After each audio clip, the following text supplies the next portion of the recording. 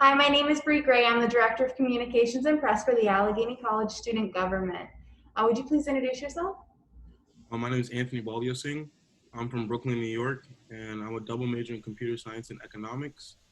And that's about me. Can you tell me a little bit about what you do on campus?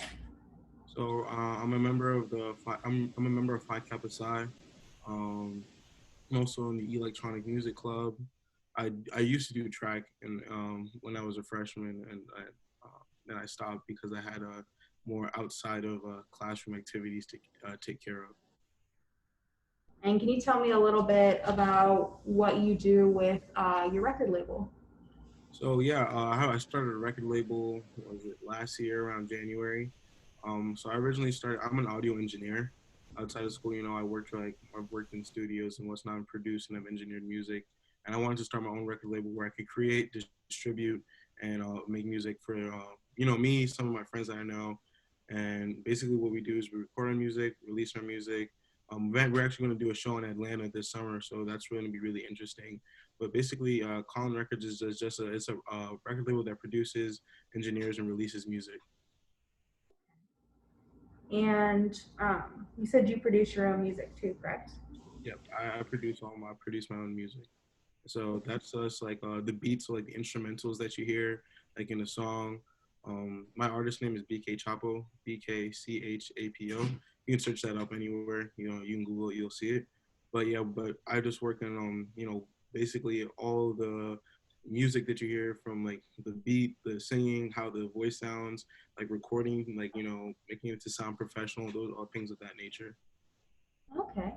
And can you tell me a little bit about what kind of led you into the music path? So I've been playing the piano since I was 3, and I also went to 2 private boarding schools for music. So I went to the American Boy Choir School. I went to St. Thomas Choir School, and there I was singing. I traveled around the world. I've been to South Korea to sing. I've sang for Obama. I've sang for Biden. I've sang for Hillary Clinton. I've sang for every president since Bush, the first Bush, except for Donald Trump. So I've sang 9/11 memorial service. I've done a lot of singing. Um, And can you talk a little bit about what you performed for the presidents and then just kind of some of those performances that you've already had? yep. So those performances were basically they were like I was part of this organization called the Brooklyn Youth Chorus, and we would go to different venues or different events for, i.e., the 9/11 service. We did that. I did that 3 years in a row. I performed at Carnegie Hall, performed with New York Philharmonic, the Boston Philharmonic. Um, let's see, I've done like I performed with the London Symphony. I've performed with numerous amounts of orchestras, like specifically performing like Baroque music, um, and classical music. And what inspires you? So when you create your own music and even when you go up to perform, what gives you that type of special identity and within the music? So for me, because I'm from Brooklyn, so I'm like that's where a lot of like great rappers come from, like Jay Z, Biggie, whatever. And like I grew up on like rap music. I grew up on hip hop, and I just love music. I mean, there's a lot of money in music, yes, but I generally just love it. I just like making music, creating music, whether it just be with like for friends, for myself, but people like my music, so I put my music out there, and it just makes me happy to see that people feel something from my music. And you mentioned that you create songs with your friends. How did that come about? Was it just something that you guys had a common interest? And Yeah, so it's crazy, law of attraction. I really do believe in that. So the people I actually have people on this campus that are basically they're signed to my label. So um, Chubi, who's a part of the Theta Chi fraternity, he signed. Andre Hans, he signed. He signed. He's a producer. Chubi's a rapper. Then we have let me see, Blake Gendron. He actually doesn't even make rap music. He's a psychedelic funk artist. But I like all sorts of music, so it's fun. And it's great just to have these people here come together and produce and release music.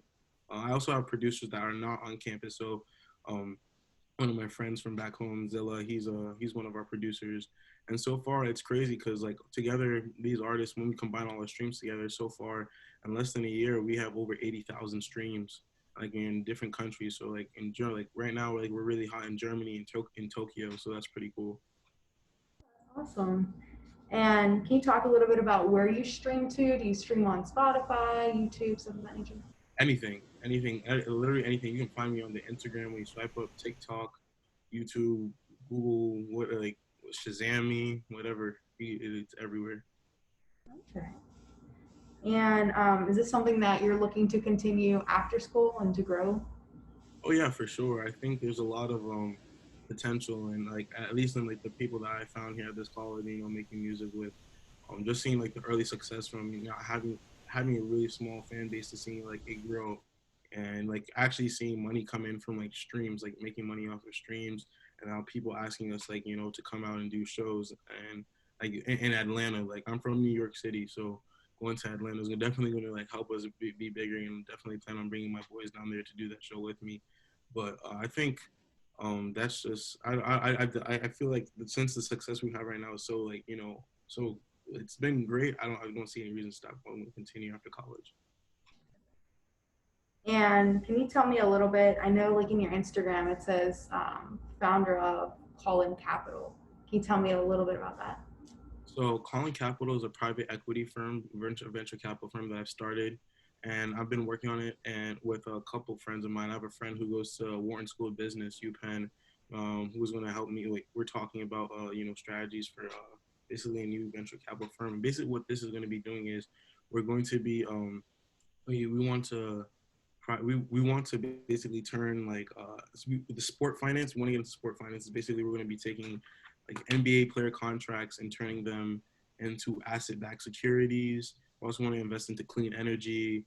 Basically, we want to make well because all right now I actually just saw something really quick on my phone. I was looking at the average net worth of a black family is like 17,000, whereas a Caucasian family is like 171,000. It was on like Fox Business News. So I was just like, wow, that disparity is really great. And my like goal in life is to make enough money where I can take this money, like put it back into my community. So the goal for like all these like the venture capital firms and whatever is just eventually to give it back. So we go where the money is. And right now the money is in clean energy and sports because we're in a pandemic right now. And there's two things that are happening right now is like energy crisis and people stay at home and they and watch their TV. So you just got to find where the money is, and that's kind of what we do. And what has kind of led you down that path to like explore different avenues where you have your music industry and you also are now bridging into like the financial aspects as well? So I was in this program called All Star Code, and I was a student at Goldman Sachs where they were teaching me how to they were teaching me software engineering, teaching me business development. They were teaching me skills about finance, and since then I've like worked at like J.P. Morgan Chase, Major League Baseball, went back to Goldman Sachs again, but I was working in New Jersey this time rather than Manhattan. Let's see. I've worked. I've worked on. I've also worked with All Star Code itself. I helped them raise $1 million for their benefit program. So I've just been really heavily involved since I was 15 years old, like in the financial life. One of my mentors, her dad was working in merger and acquisitions, and his name is Reginald F. Lewis, and he was the first like the black man. He was the first owner of a company, black man, to own a company that was valued at $1 billion. He flipped Beatrice TLC Foods Incorporated and turned it into a $1 billion company. So I've had like a lot of like people like giving me education. It's like I come from a lineage of mentors that have given me really good experience through like the programs that I've been in. And yeah. And you said something really important, and you mentioned that you wanted to give back to your community, and you also mentioned how important mentorship has been in your life and how it's led you down these different paths and different avenues. Do you have like any plans to do some type of mentorship to other students or even back at home in the community? Yeah, so I've also given back. I've worked as a teacher for All Star Code. So basically, All Star Code teaches young minority men, people of color, so whether it be Hispanic, Black, Indian, um, basically we're teaching them like skills and technology. So we're teaching them computer languages like JavaScript, Java, Python, and C++, and we're teaching them how to utilize these skills, because technology is our future. It's the future and it's the present right now. We're also teaching them how to be entrepreneurial. So how do you start your own company? Because at the end of the day, more people make money when they're the employer than the employee. So that's the goal for a lot of like the kids that we're teaching right now.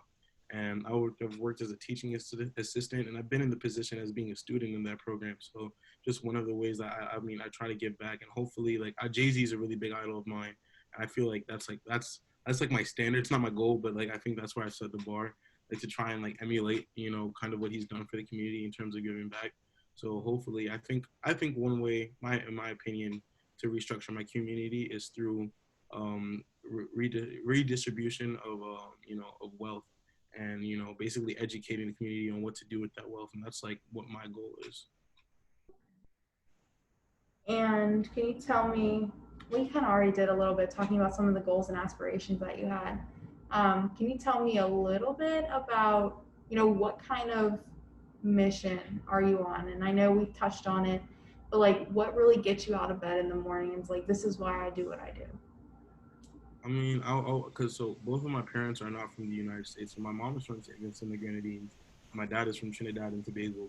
So those are Caribbean countries, and like my dad, like they're both third world. Like I'm pretty sure both of them are third world countries. Maybe Trinidad is more developed now. I'm not sure, but both like like both of my parents came from really extremely poor families to come to the U.S. Have a house, have children, 3 children, and put so far two of them, my little sisters in high school, 2 of them through college. So I really feel like there's no excuse for me not to have some sort of success. In my opinion, I mean it may be different for other people, and that's completely fine. But for me, it's like I feel like I owe my parents a lot for everything that they've sacrificed for me to be here, and most of the things that I have are basically a product of people sacrificing for me. So I want to give back, and it makes me happy. Like there's nothing like I think like my goal this year is just to be a better person. And I feel like what's wrong with being that, like happy. We need more happiness and positivity in the world. That's what gets me out of bed. And I was just going to ask you about that. So you mentioned that one of your goals this year is to be a better person, to be a little bit more happy. How are you going about navigating that path with the pandemic and, the physical distancing that we have? Yeah, that's a great question, because at the start of the pandemic, I was like, "Oh man, this sucks." But I think I've looked at it as another opportunity. I always look for. I know it sounds weird, but I looked at it as an opportunity. Oh, I got back to find some way to make money. So I run a company called Saash Marketing, which basically develops websites and apps. Since a lot of things have gone more digital, basically I said, well, I'm gonna put like my time into my work, find like companies that haven't really been in that digital space and take them there. So I've had a lot of fun, bringing companies and developing, like telling them this is what to do, like doing a lot of consulting. I find that extremely fun, and I feel like just finding your passion and like doing it, like music. I mean, when I feel sad or like I feel like oh things are kind of going slow today, I can just hop on my laptop, cook up like a quick instrumental or something, and like so oh yeah, this is vibing. Like just find what makes you happy. And I know it sounds really easy, but it's really hard. It takes a lot of time. I've been fortunate enough to like find what makes me happy, and I can be able to do it. But I think once you find your passion, you can just keep on doing it, and that's what can help you get through the pandemic. Okay. And you mentioned that it's a lot of work. And I want to ask you a little bit about how do you stay motivated when like it might take time to get to where you want to be or the standard that you want that you've set? Yeah, that's also another great question. I think because I've seen a lot of because I look up to a lot of rappers. I don't idolize them, but I look at what they've done and I say, okay, here's all the mistakes they made. I'm not going to do this, so I can be in turn more successful, hopefully. And I think one of the things that I've learned from a lot of them is that like age is like success isn't linear. So there is no formula for success. There is no y equals mx plus b. This is the slope, and this is the rate you're going to grow at. It can go up, and then you can hit rock bottom, and then hit the top again. And I feel like I've seen that, especially like I know this is really weird comparison, but we look at we can look at like 2 Chainz, who like he was a rapper. Okay, he was only known in Atlanta. He had a rap name that was like kind of explicit, changed it to 2 Chainz, came back, became rapper, and now he's like does TV shows and everything. So I looked at he reinvents himself. I was like, oh wow, this is a guy who's like was going off, came back, and I've seen that with a lot of rappers. So I think that hey, for me, like if I hit a bump in the road, I just got to find a way to reinvent myself, not change who I am, but find a way that I can just still I can get over this hurdle or this predicament that I am right now to get to my end goal.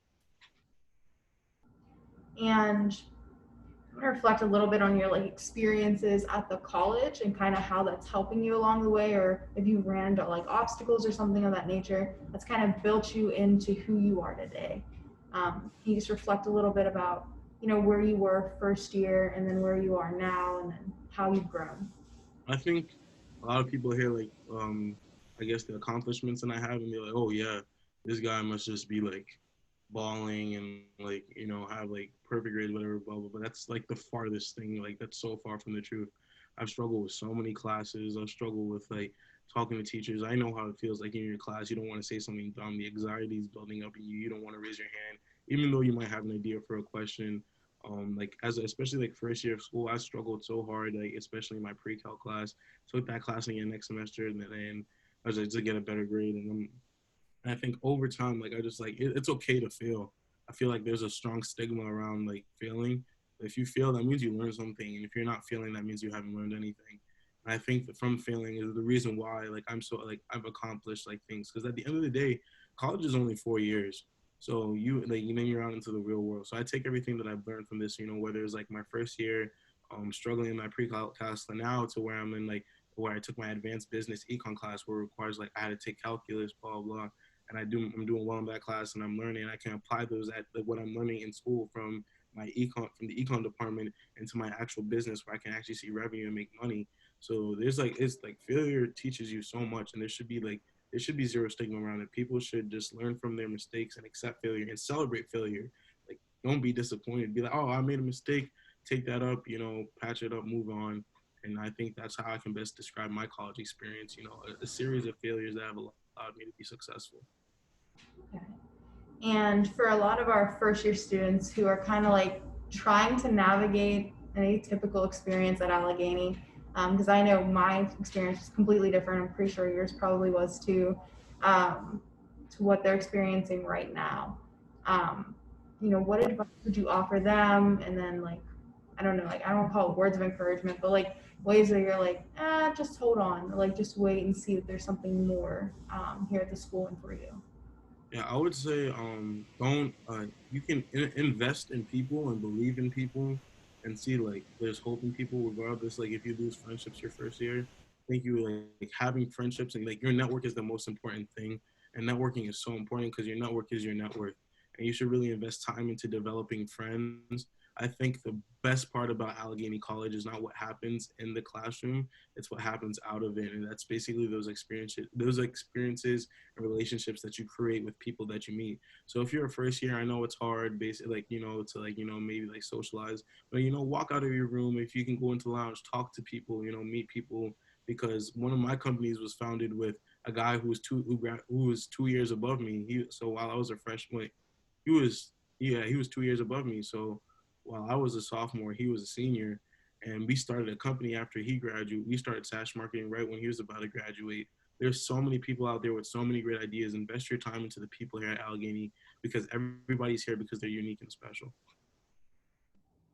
And actually, I like that you said that last part that they're unique and special.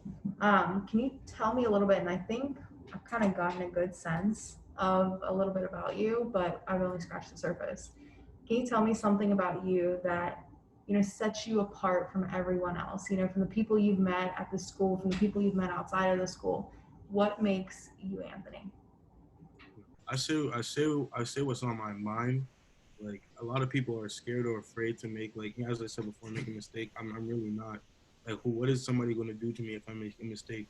Like, who is going to stop me from doing what I want to do? Because at the end of the day, I do what I want, and nobody tells me what I can or cannot do. Obviously, you know, in the terms of like all legality, doing things are, you know, proper, but there is no one or anything that can stop me, and I truly believe that. And, you know, some people be like, oh well, there's this, well there's that. Well, they'll figure a way around it. You know, it's gonna be hard. It sounds super easy to say, but figure a way around it. You know, there's nothing that can stop me. Like no person. Like I don't know who. They can say stuff. They can do things. They can try to do things. But I don't think there's any person or anyone that can stop me. That's how I look at it. And can Can you tell me a little bit about that drive that you have? And I know you mentioned like nobody can stop me. Where did that come from? How did you develop that? Was that something that you've taken with you through experiences in life, or is it something that kind of dawned at you later in life? My mom always tells me that a closed mouth doesn't get fed.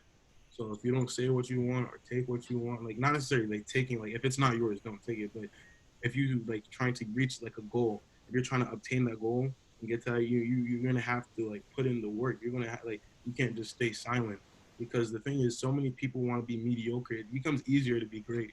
Like if so many people are just chilling down here, like that means there's more room for you at the top. So don't be afraid because like you just see everybody chilling here. It's like it's so nerve wracking. Like there's so much anxiety. There's so much you feel nervous. But confidence isn't a skill. Confidence is a skill. It's not something you're born with. So it took a lot of time. Like I told you before, like feeling so many times like to build up that confidence. Whether it's like in relationships, school, wherever experiences, you have to like you develop the skill of confidence. So you like, boom, yes, I can do this. And even if I fail, I learned something from this. So next time that I do this, I know what to do properly. And I feel like that's like the mentality. That's where it comes from. Like my mom, like she's just that line right there. Closed mouth doesn't get fed. She instilled that into me. And you've mentioned your parents back forth, and then you mentioned your mom again. I want to ask you a little bit about them. Um, what is one lesson? It might even be the closed mouth doesn't get fed, but what is one lesson that they've taught you at a young age that's kind of followed through throughout like your academic years, throughout your personal growth years, just kind of led you on this journey of success? I think like they always tell me like family comes first. And I think that's just about like love, just loving like the people that are around you. So if you're in your family, love those people around you. And like now you're at Allegheny, so now your family is different, right? Your friends become your family, and if you love those people, I mean, like you get the help. Nobody just helps because they want to help. There's always somebody always wants something or something in exchange. But if you're like, if you and that person are friends, there's no need for a I owe you. It's just like I'm doing it because you're my friend. So like, if you just like if you're spreading like positivity, love, people are gonna want to help you. Your relationships are gonna be stronger, and it's easier to network and build up, those achievements and become successful. And I know I keep like piggybacking off of what you say because it helps me. But you mentioned networking. You mentioned it quite extensively too throughout the time that we've been together. Can you tell me a little bit about how you went about networking, how you've built up, I don't call it like, well, I guess I can, yeah, your fan base for the music industry, how that came about, and then also how you do business relations, like on a college campus nonetheless. Yeah. So basically, I say like a lot of Zoom calls, but for the business side. But I think to build like my network, I've like being at these companies. Like sometimes I'm just standing in the spot where they're having coffee, and I'm introducing like, hey, my name is Anthony, blah blah blah. I go here or whatever, and they're like, oh, cool. And then like next time they might mention your name when they're like just going to hang out or do something. And eventually now you're building this network. So now you don't know who is who and what is what. So that's why I say you treat everybody with like love, kindness, and respect. Like eventually it'll be like it's going to be reciprocated to you. So now you're building these networks of friends. If you need something, you can call on somebody, or somebody can call on you, and you never know what can happen. Like, especially in the music. Um, like one of like the kids in my fraternity, Nick Morowski, is the IFC president actually. Me and him, he produced a beat for me, and like I was singing on the song. Now that song that we do the 2-song EP. Now that song has over 22,000 plays, right? So like that's just like I heard he makes music, I make music, we're friends, boom, let's make something happen. So that's what I'm saying. Basically, if you see like I don't know the network, it like that's networking, finding people that are the same interest, like that are interested in the same thing you are. Make sure you have a LinkedIn account. Like it's really hard because I understand that not everybody is like so open, and a lot of people may be introverted and may not want to put themselves out there. But I think if you give yourself time, it's not something that just happens like that. Give yourself time, you keep working on it. It's definitely something that's obtainable to everybody if you have that growth mindset. And can you tell me a little bit about what it means to have a growth mindset for you personally, not just in general, but like what has kind of been your take on the growth mindset and how it's propagated you in life? So the growth mindset for me has been basically that I can learn anything. no matter what. And it may be at a different rate of other people. I may fail more times, but the thing is, at the end of the day, you learn. So if somebody learns 1 + 1 = 2 and boom, like that, right? That's cool. That's amazing. Learn it fast. I would say it takes another person 3 days to figure out 1 + 1 = 2. All right, it took them 3 days. The other person knew it, right? But eventually, you got to the same. You got to the same point where that person was. So now both of you know what like 1 + 1 = 2 is. So like, there's like what is the difference? Like, it may take more time, may take a little more work, but you both know the same thing. Like, nobody is above or below. Everybody starts. Like, everybody has not in life, but everybody has the same mind. Everybody's capable of learning these things. So if you have the mindset that, oh, I can learn this no matter what, no matter how many tries it takes me, then that's going to help you out so much, because then like you have no opposition or like no competition. Like, you're in competition with yourself at that point. It's just a matter of like, how much work are you willing to put in to learn what you want. And when it comes down to growing and learning, you said it yourself, hard work is one of the key elements that goes into, really having anything worth fighting for. Can you tell me a little bit about some of the experiences you've had, some of the work you've had to put in, or maybe it didn't come to you the first time, maybe it didn't come the second time, but through persistently working on your craft, you were able to achieve exactly what you wanted or close to it? So I said I started playing the piano since I was 3. That doesn't mean I was like Beethoven by the age of 8. I was struggling so much. I liked it though, because I was like, oh, banging on keys is fun. At least I thought at the time. So I kept on going with it. And eventually, I'm at this point now. Oh, I can start playing pretty well. By the time I'm like 12, 13, I'm getting pretty good. By the time 15, I like to consider myself that I'm like well versed in, as a pianist. And by the time I'm starting to produce music, I was like, oh, wow, I can play the piano well. I'm just like, I can't really produce that well. So I'm keep on working out, working. So now, like, you look at it from the ages of 3, I started playing piano.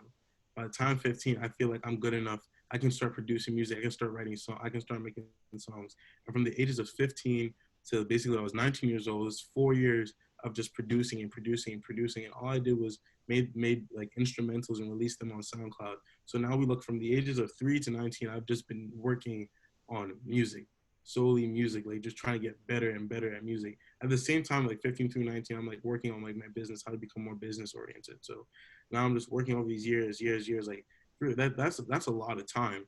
Right? With 15, 19, I'm learning how to produce music, and I don't put out my first song till I'm 19 years old. Literally 2 days right after my 19th birthday, which is Kill Switch. I feel like most people on campus know that song right now.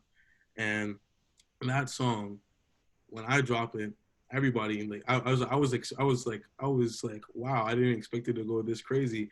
It drops and it goes crazy, because I look at all the work I've been grinding since I was 3 years old. Like, I've been playing piano since I was 3. I've been producing since I was 15. The accumulation of that hard work, like, I've made so many bad songs up to that point.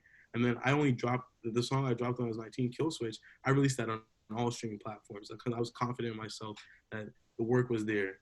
Right. So now I'm 19 years old. I dropped Kill Switch, and within like 1 week, it has like 1,000 plays. Next day is two. Next week is 2,000. It's going 3, 4, 5. Now it's at like 20,000. Now it's going at 23,000. Now it's at like 30,000 plays worldwide. Like, and the numbers have just, and it's crazy because the numbers are still going. It's still going up. So it's just like it took me so long to make a good song that everybody likes, and like everybody's like, oh yeah, you make good songs, man. I was just like, I've been working on that for so long. Like, there's so much time that I put into it. Like, I've cried before, and like just like making music. Like, oh man, dude, is this really meant for me? Because like this is so hard. Like, making music is hard. Like, people think like, oh yeah, like they hear it though, that's a fire song. They think it's just like that, but no, it's like it's really a long process.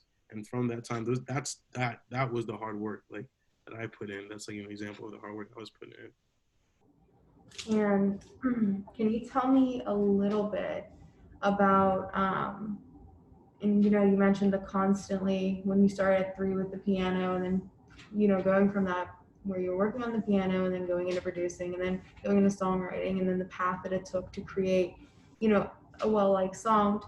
Can you tell me some of the struggles that you had where you were like, where do you decide what is good and what isn't good? Where do you like establish that type of, this would be a dope song if I were to stream this? I consider myself a student of the culture of culture, student of the game. I listen to so many people. Like I grew up learning about Bach, Beethoven, Pellegrisi. Learning about William Byrd. Like all of these old music artists. Like we're talking about like 1500s, like 1600, like 1700 area, of Baroque and classical period. And now I'm like listening, and then listening, growing up on rap music, listening to Jay-Z, 50 Cent, Biggie, Tupac, Lil Wayne, all these rappers, right? And then they influence me, and I listen to them like, oh, this is what they did. This sounds good. This is what people like. Oh, and I'm pulling things, and I'm pulling things. Like it's a very hard. It's like hard work is hard, but learning, if that's easy, if you like learning, the process of being the process of becoming successful or finding what people like or how to become good at your craft makes it so much easier, because it is hard work, but I love it. Like I love making these music. I love making music. I love learning. So now that I feel like I've learned, I'm still learning. I don't feel like I've learned enough, but I feel like I've learned enough to like differentiate what's good and what's bad. And I think that point comes at when you're like, okay, you can show it to other people and be proud in what you've made. If you show something to somebody and you're not really proud on it, I don't think you've reached that point where you feel like, oh yeah, I understand. I think, from learning and being happy to learn about like all this music, I can show it to other people and they like it, and I'm proud of it. That's when I know I reached that point. And can you tell me a little bit about one time where, and let me ask this way actually, if you're looking back on everything that you've done up until this point, what is one memory you have that, brings you pride, brings you joy, something that you're like, that was something that I'm very proud of, and I'm glad that I had that opportunity to do that or experience that. Oh man, that's a great question. I've had so many experiences. Like I've been so fortunate, to like because of the opportunities that have been afforded to me. I don't know. There's like this. I remember this one time that really sticks out to me. I was recording Kill Switch in the studio. I was outside. I was in Madison Square Garden. I was in a studio right outside like the Knicks arena. I was just came out the studio. I had gotten in the studio at 7 p.m. and I left the studio at 2 a.m. in the morning. And I had brought three friends with me. And the three friends I brought with me into the studio, I was like, oh yeah, I want you guys to listen while I'm recording, tell me what to fix and everything. And the three friends were like, oh yeah, sure, we'll come. So my three friends are with me there. By the time it hits midnight though, one of my friends leave. I'm like, okay, the other two are there. And then the other two was like, yeah, man, it's getting late. I'm not saying my friends let me down. I'm saying I wish they would have had stayed, but I was like, oh man, maybe I should come back at another time and finish the song. I was like, no, I'm gonna just finish it. I'm gonna finish it. I don't need, as I said before, I don't need anybody. You can rely on people for help. That's not what I'm saying. But I was like, I don't need someone else to basically affirm my how what type of person or am I good at music. I don't need that. I can do this by myself. So I kept on recording. I finished the song at 2 a.m. Me and my engineer finished it, and then I leave and I'm heading on the train. And I was just like, wow, like that was really hard. And I was like, but this song is amazing. And I was like, but my friends left me in the progress, not because they're bad friends, but they left me in the progress regardless. So I was just like, wow, like there's something I learned that says like friends are gonna leave, like not because of bad thing, but because you're doing something that's really hard. Nobody wants to stay with you until like it's 2 a.m. in the morning. And that's not just because they love you, it's because they have their own things to take care of. And that's understandable. But you can't worry about what somebody else is doing.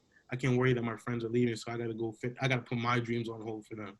No, you gotta keep on going, you gotta keep pushing and realize that you don't need somebody else to basically validate like the person that you want to be or how good you are. And that's what I learned. Like it's great to have friends. It's great to have all of that. At the end of the day, it's just you by yourself and the work you put in. And give me a minute. I need a moment to think and reflect on everything that you said. There's a lot here that I think if you want, we can do another one. I think this warrants more conversation. You have a lot to say, and I love to listen. I'm trying to, let me think. I hate the rap. Okay, so I hate. Oh, lovely. Okay, sorry, I'm in the meeting. No, food. Okay, so I'm gonna wrap it up really quickly, And then I'm going to talk to you after because I want to talk to you. But out of everything that you've done up until this point in your life and looking back, what is one thing or one lesson that you will instill in maybe your children, maybe your friends, something that is a life lesson that you learned that you think is valuable for everybody else to know as well? I think one thing that's really like it's like I know it's weird to say, but like love is so important. Love what you do, love the people around you, love to learn, love to be a better person. Right? Like if there's one thing you should be born to do, because everybody loves a nice person. Right? I don't know a person who hates a nice person. Nobody hates their friends. They like their friends because they're nice. They love their friends because their friends mean something to them. So just love everything that you do and be a person that people will want to love. That doesn't make me suck up to people, but be somebody that people can rely on, people can count on. I think that's like the most important thing, because like if you love what you do, you love other people, you treat those people with respect. I think like things will just come back to you like tenfold. It's ridiculous, like how far just being nice and being polite can take you. Thank you so much for meeting with me and taking time out of your day to talk to me. Um, Before we go, I kind of just want to acknowledge everything that you've done up until this point and say that, for one, I'm very impressed. It happened from like Instagram, and I had just known you just briefly on Instagram, and I hadn't known you personally. And for you to come out here and then be willing to express so much of yourself and stuff that you've learned with somebody that you don't even know very well. Thank you. Oh, of course, it's all about love, spreading positivity.